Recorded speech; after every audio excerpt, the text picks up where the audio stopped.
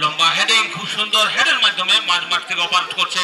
সেখানে 11 নম্বর জার্সি পরিহিত খেলোয়াড় সেখানে রঘুনাথ।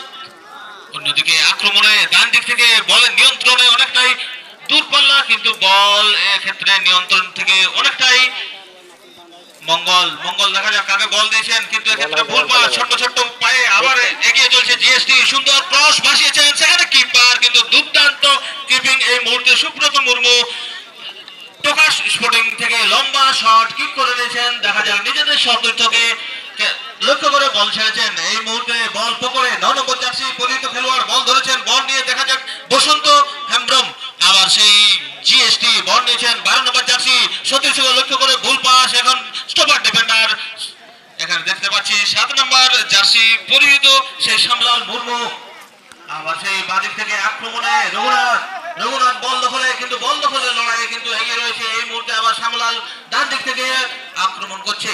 আক্রমণে অনেকটাই ছোট্ট গোছের খেলোয়াড় ডান দিক থেকে 9 নম্বর জার্সি পরিহিত খেলোয়াড় সেখানে বসন্ত। দেখা যাক কাকে দেয়। আবার সেই ডান দিক থেকে ছোট্ট 6 নম্বর জার্সি পরিহিত বাঁ পায়ে ক্রস করার চেষ্টা ছিল।